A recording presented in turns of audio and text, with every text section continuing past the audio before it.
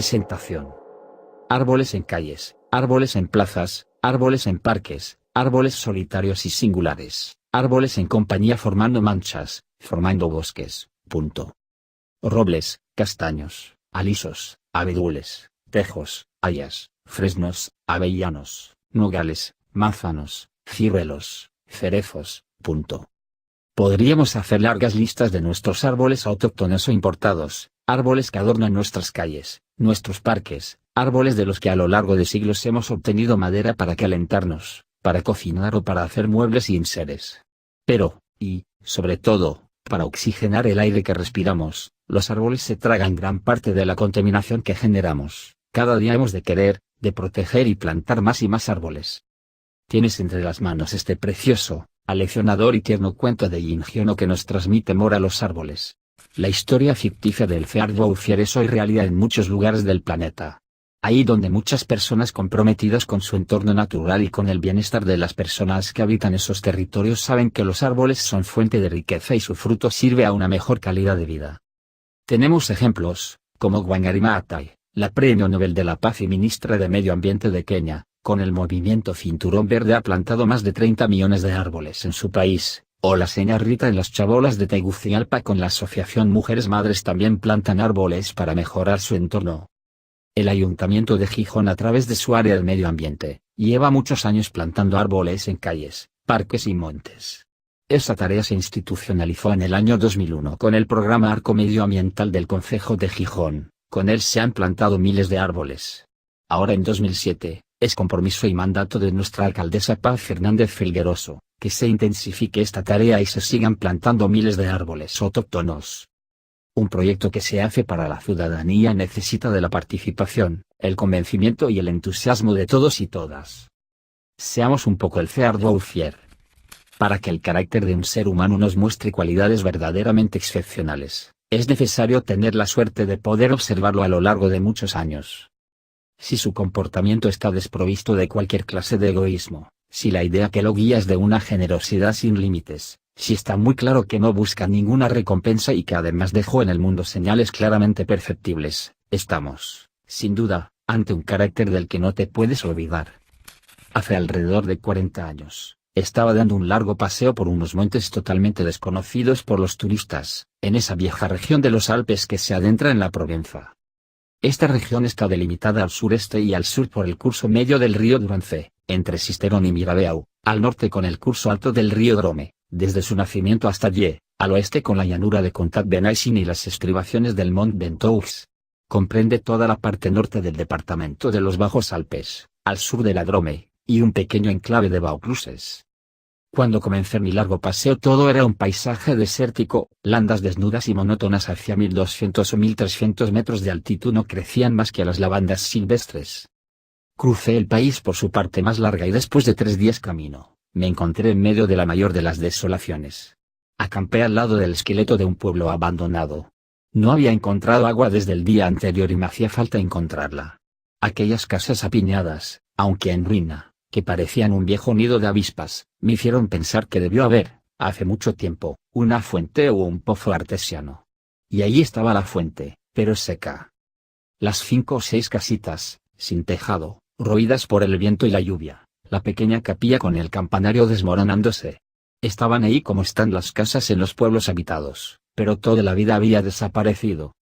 Era un hermoso día de junio y lucía un enorme sol, más por encima de estas tierras desnudas y altas en el cielo, el viento soplaba con una furia salvaje. Los ruidos en las casas esqueléticas semejaban a los de un león interrumpido en mitad de su comida. Necesitaba levantar el campamento. Después de 5 horas de camino no había encontrado agua todavía, y no había ningún indicio de ir a encontrarla. Por todas partes la misma sequedad, los mismos hierbajos secos. A lo lejos me pareció vislumbrar una pequeña silueta oscura, de pie. La tomé por el tronco de un árbol solitario. A toda prisa me dirigí hacia ahí. Era un pastor. 30 ovejas acostadas encima de la tierra caliente reposaban a su lado. Me dio a beber de su calabaza y, un poco más tarde, me llevó a su cabaña, en una ondulación de la llanura. Sacaba el agua excelente de un agujero natural, muy profundo, encima del cual había instalado un rudimentario torno. Este hombre era de pocas palabras. Es la costumbre de los solitarios, Pero lo noté seguro de sí mismo y confiado. Era algo sorprendente en este país desposeído de todo. No vivía en una choza, lo hacía en una casa de piedra, donde se veía claramente cómo con su esfuerzo fue reparando la ruina que se encontró al llegar. El tejado era sólido y sin goteras. El viento hacía el mismo ruido que hace la mar en las playas. Su casa estaba muy arreglada, los platos limpios, el suelo de madera barrido, su fusil engrasado, la sopa hervía en el fuego. Me di cuenta entonces de que también estaba bien aceitado, que todos sus botones estaban sólidamente cosidos, que su ropa estaba repasada con tanta minuciosidad que los remiendos eran imperceptibles. Compartió su sopa conmigo y, cuando le ofrecí mi petaca de tabaco, me dijo que no era fumador. Su perro, silencioso como él, era amistoso, pero sin llegar a ser servil. Parecía claro que iba a pasar la noche ahí. El pueblo más cercano estaba todavía a una jornada y media de camino. Además, conocía perfectamente el particular carácter de los pueblos de esta región. Había 4 o 5 dispersos, lejos los unos de los otros, en las faldas de aquellos montes, en los claros de los bosques de robles albares, al final de los caminos donde pueden llegar las carretas. Donde viven los carboneros que hacen carbón de la madera. Son lugares donde la vida no es fácil. Las familias viven apretadas unas contra otras en un clima de una dureza extrema, lo mismo en invierno que en verano, restriegan su egoísmo por entre el lodo. El continuo deseo, irracional y desmesurado, de escapar de este lugar. Los hombres van a llevar el carbón a la ciudad con los carros y luego vuelven. Los más sólidos espíritus se rompen en estas condiciones de vida. Las mujeres cuecen a fuego lento su odio. Por encima de todo está la rivalidad, lo mismo da que sea por la venta del carbón que por el banco de la iglesia. Las virtudes se enredan con las virtudes, los vicios con los vicios con las virtudes, y por encima de todo, el viento que sin descanso desquicia los nervios. Los suicidios son muy frecuentes, los locos son cosa común y casi siempre son asesinos. El pastor que no fumaba se levantó a coger un pequeño saco y esparció encima de la mesa un montón de bellotas de roble albar. Se puso a inspeccionarlas con gran cuidado, separando las buenas de las malas. Mientras tanto yo fumaba de mi pipa. Le pregunté si le podía ayudar. Me contestó que aquel era su trabajo. Entonces, viendo el cuidado que ponía, no le dije nada más. Esto fue todo lo que hablamos. Cuando el montón de las buenas fue considerable, comenzó a hacer paquetes de 10. Mientras que los iba haciendo, todavía con más cuidado, iba separando las más pequeñas o las que estaban agrietadas. Cuando tuvo 100 bellotas perfectas, se detuvo y nos fuimos a acostar. Estar junto a este hombre te daba la paz. Por la mañana le pedí permiso para descansar todo el día en su casa. Lo encontró de lo más natural, o, mejor dicho, me dio la impresión de que nada de lo que yo hiciese lo iba a molestar. En realidad, no era que yo necesitase un descanso, estaba muy intrigado y quería saber algo más. Hizo salir al rebaño de ovejas y las condujo hasta los pastos. Antes de salir puso a remojar en un cubo el saco donde estaban metidas las bellotas que con tanto cuidado había escogido y contado. Me di cuenta de que llevaba de bastón una barra de hierro tan grueso como el dedo pulgar y de alrededor de 1,5 metros de largo.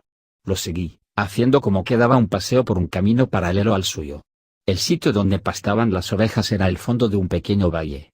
Dejó el perro vigilando el rebaño y subió hasta el sitio donde yo estaba.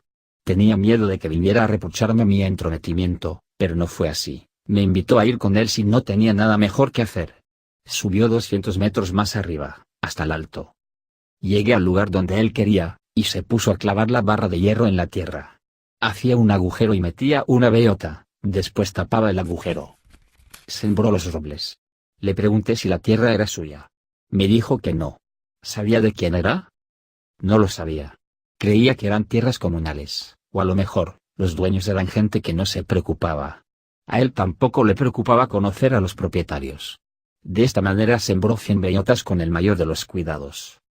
Después de comer a mediodía, volvió a seleccionar las simientes. Creo que a fuerza de insistir con mis preguntas me contestó. Llevaba 3 años sembrando árboles en aquella soledad. Sembró 100.000. De los 100.000 20.000 nacieron.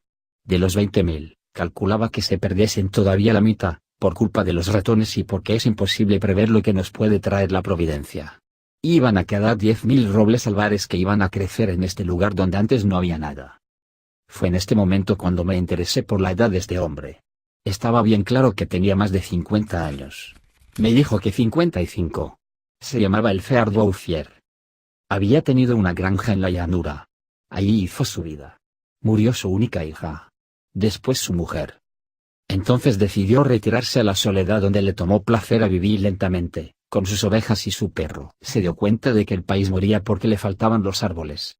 Añadió que, no teniendo cosas más importantes que hacer, tenía que cambiar este estado de las cosas. En aquel tiempo, y a pesar de mi juventud, como yo mismo estaba haciendo una vida solitaria, debería haber sabido aproximarme a otras almas solitarias. Entonces dije algo que no debía. Mi juventud me llevaba a imaginar el futuro en función de mí mismo y a una particular forma de búsqueda de la felicidad. Le dije que, en 30 años, estos 10.000 robles estarían magníficos. Me respondió sencillamente, que, si Dios le concedía bastante vida, en 30 años, sembraría tantos, que estos 10.000 iban a parecer una gota de agua en la mar. Mientras tanto, estaba estudiando la reproducción de las aves y había hecho al lado de su casa un semillero donde algunas ya habían germinado. Las plantitas, resguardadas de los corderos por una valla de zarzo, estaban hermosas. Pensaba también en los abedules para las partes más bajas donde, me dijo, una cierta humedad dormía a algunos metros de la superficie del suelo.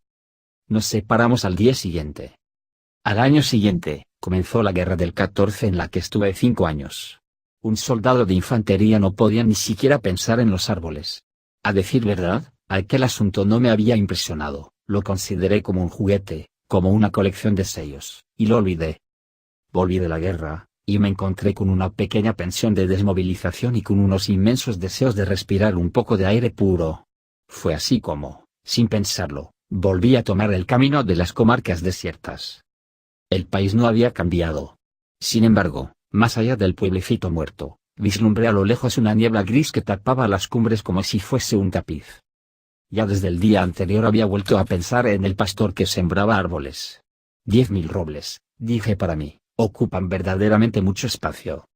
Había visto morir a tanta gente en 5 años que no me fue difícil imaginar que el cerdo Ufier hubiese muerto, además de que a los 20 años uno ve a los hombres de 50 como unos ancianos a los que no les queda ya nada más que morir. No había muerto. Estaba de veras vivo. Había cambiado de oficio. Ya no tenía más que 4 ovejas, pero a cambio tenía 100 colmenas. Se deshizo de los corderos porque hacían peligrar sus plantaciones de arbolitos. Me dijo, y lo comprobé, que no le había hecho caso alguno a la guerra. Había seguido plantando sin distracción. Los robles de 1910 tenían ahora 10 años y eran más altos que yo y que él. El espectáculo era impresionante. Quedé literalmente sin palabras y, como él no hablaba, pasamos todo el día caminando por su bosque. Tenía, en 3 parcelas, 11 kilómetros de largo y 3 en la parte más ancha. Cuando uno se acuerda que todo esto había salido de las manos y del alma de este hombre sin medios técnicos, comprendía que los hombres pueden ser tan eficaces como Dios en tareas distintas a las de destruir. Había seguido con su idea, y las hayas que me llegaban al hombro, extendidas hasta donde llegue a la vista, lo atestiguaban. Los robles eran robustos y habían pasado de la edad en la que están a merced de los ratones. Si la misma providencia quisiera destruirlo ya hecho, tendría que echar mano de los ciclones. Me mostró orgulloso bosquetes de abedules que tenían 5 años, eso quiere decir de 1915, de la época en la que yo estaba peleando en Verdún. Los había colocado en las hondonadas donde sospechaba, con toda la razón, que había humedad cerca de la superficie del suelo. Los abedules estaban tan hermosos como muchachas en flor y crecían valientes. El trabajo realizado parecía funcionar como una reacción en cadena. Él no se alteraba, seguía tenazmente con su tarea, nada más. Bajando hacia la aldea, vi cómo el agua corría por los arroyos que, hace mucho tiempo, estaban secos. Esta fue la consecuencia más importante que vi de su trabajo. Estos arroyos secos, antiguamente, iban rebosantes de agua. Muchos de los pueblos entristecidos, antes mencionados, estaban edificados sobre las ruinas de antiguas villas galo-romanas, de las que todavía se ven las señales. Los arqueólogos en sus excavaciones encontraron varios anzuelos, en un lugar en el que a principios del siglo XX eran necesarias cisternas para poder disponer de un poco de agua. El viento diseminó las semillas. Y al mismo tiempo en que reapareció el agua, volvieron los sauces, las mimbreras, los prados, los jardines, las flores y la esperanza de la vida. Pero el cambio se iba haciendo de manera tan imperceptible que todo era natural, sin sobresaltos. Los cazadores que subían a aquellos páramos persiguiendo liebres o jabalíes se iban dando cuenta de que los árboles brotaban, pero lo achacaban a la propia naturaleza. Así sucedió que nadie perturbó el trabajo de este hombre. Lo más probable es que si alguien lo hubiera sabido, hubiesen ido en contra de su labor. Pero, ¿quién se iba a imaginar, en las aldeas o en las administraciones, una constancia y una generosidad parecidas? Desde 1920, no dejé pasar un año sin ir a visitar a Elceard Bouffier. Jamás lo vi flaquear ni dudar.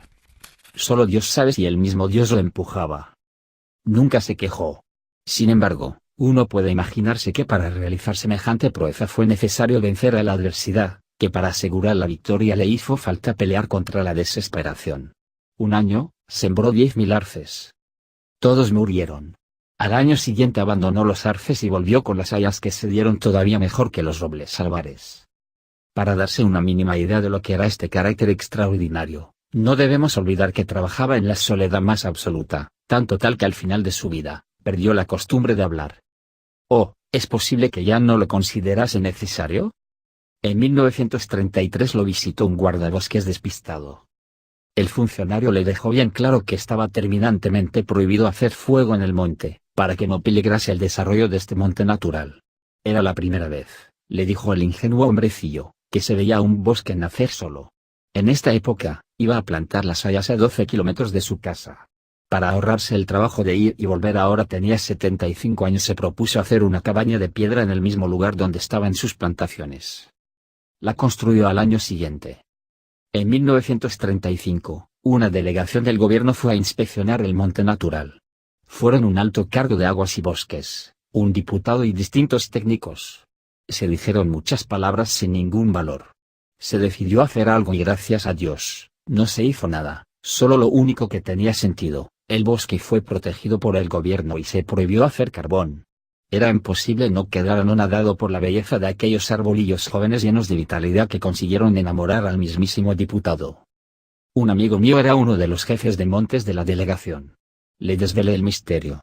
Un día de la semana siguiente fuimos juntos a encontrarnos con Elceard Bouffier. Lo encontramos trabajando, a 20 kilómetros del lugar donde se hizo la inspección. El jefe de montes era mi amigo por algo. Era conocedor del valor de las cosas.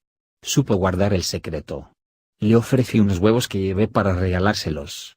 Partimos en 3 trozos nuestra merienda y luego pasamos varias horas mirando el paisaje sin decir nada. El lugar por donde fuimos estaba cubierto de árboles de 6 a 7 metros de altura. Me acordé de cómo era el país en 1913, el desierto. El trabajo tranquilo y continuo, el aire puro de las alturas, la prudencia en el vivir y, por encima de todo, la serenidad del alma acabó por darle a este anciano un aire de santidad casi solemne. Era un atleta de Dios. Me pregunté entonces, ¿cuántas hectáreas iba todavía a cubrir de árboles? Antes de marchar, mi amigo le hizo apenas una pequeña sugerencia sobre algunas clases de árboles a las que les podía ir bien aquel terreno. No insistió gran cosa. Por una buena razón, me dijo luego, este buen hombre sabe mucho más que yo. Después de una hora de camino la idea le había ido dando vueltas en la cabeza. Me dijo, sabe mucho más que todo el mundo. Encontró una muy buena manera de ser feliz. Fue gracias al jefe de montes que, no solo el bosque, sino también la felicidad de este hombre fueron protegidos. Para ello designó 3 guardabosques y los seleccionó de tal manera que resistieron a todos los vasos de vino que les ofrecieron los leñadores. Su obra no corrió un riesgo serio hasta la guerra de 1939. Los automóviles funcionaban ahora con gasógeno, y no había suficiente madera. Comenzaron a cortar por los robles de 1910. Pero estas zonas estaban tan lejos de todas las rutas que el negocio fue malísimo desde el punto de vista financiero. Abandonaron. El pastor no llegó a ver nada. Estaba a 30 kilómetros, continuaba apaciblemente con su trabajo, ignorando la guerra del 39 como había ignorado la guerra del 14. Vi a Elceard Bouffier por última vez en junio de 1945. Tenía ahora 87 años. Tomé el camino de aquel areal, pero ahora, a pesar de que la guerra había arruinado el país, un autobús hacía el trayecto entre el valle de la Durente y la montaña.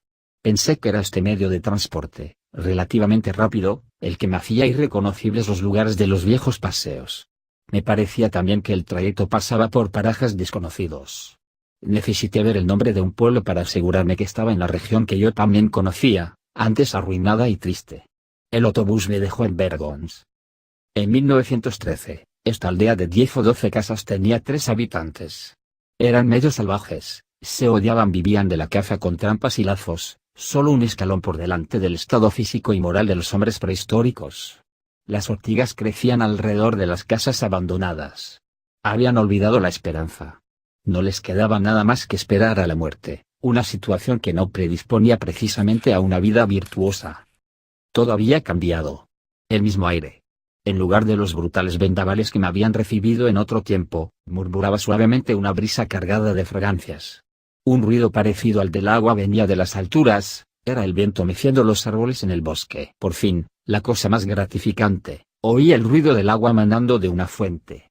Habían hecho una fuente de la que brotaba agua en abundancia, y lo mejor de todo, habían plantado un tilo que debía tener 4 años, bien robusto, símbolo verdadero de la resurrección. Además, Vergos mostraba las señales de un trabajo para el que se necesita tener mucha esperanza. La esperanza volvió. Se retiraron los escombros, se derribaron los muros desvencijados y se reconstruyeron 5 casas. La aldea tenía 25 habitantes, de los que 4 eran jóvenes matrimonios. Las casas nuevas, recién enjalbegadas, estaban rodeadas de huertas donde crecían mezcladas pero ordenadas, las legumbres y las flores, las coles y los rosales, los puerros y las bocas de dragón, los apios y las anémonas. Se convirtió en un pueblo donde la vida era agradable. Desde ahí, hice el resto del camino a pie. La guerra de la que salíamos no dejaba que la vida floreciese del todo, pero Lázaro había salido de la tumba. En las faldas de los montes, se veían campos de cebada y de centeno, al fondo de los estrechos valles divisé el verde de los prados. Solo hicieron falta 8 años para que todo el país resplandeciese de salud y de bienestar. Donde estaban las ruinas que yo había visto en 1913, se veían ahora cuidadas granjas, encaladas, que mostraban la existencia de una vida feliz y confortable. Los viejos arroyos, alimentados por las lluvias y las nieves retenidas por los bosques, fluyen sin descanso. Se canalizaron las aguas. Al lado de cada granja, en los bosquetes de arces, el agua que desbordea los vasos de las fuentes inunda los tapices de mentas frescas. Los pequeños pueblos se van reconstruyendo poco a poco. Gente que vino de las llanuras donde la tierra cuesta cara, vive ahora en el país, al que le han traído juventud, dinamismo y espíritu de aventura. En los caminos te encuentras hombres y mujeres saludables, jóvenes a los que da gusto verlos reír y que han vuelto a disfrutar de las fiestas campestres. Si se cuenta a los antiguos pobladores, irreconocibles desde que su vida cambió, y a los venidos de afuera, más de 10.000 personas le deben la felicidad a Elceard Bouthier. Cuando reflexiono acerca de que un solo hombre, únicamente con sus recursos físicos y morales se bastó para que saliese del desierto este país de Canaán, pienso que, aunque alguno lo dude, la condición humana es admirable. Pero cuando pienso en la cantidad de constancia, en la grandeza de alma que se necesita y el derroche de generosidad necesario para alcanzar este resultado, me entra un inmenso respeto por este anciano carente de cultura que llevó a cabo una tarea digna del mismísimo Dios. Elceard Bouthier murió apaciblemente en 1947 en el hospicio de Bannon. Hasta aquí el video de hoy. Si te ha gustado o te ha sido de ayuda, no olvides dejar tu comentario, darle like y suscribirte al canal. Hasta la próxima.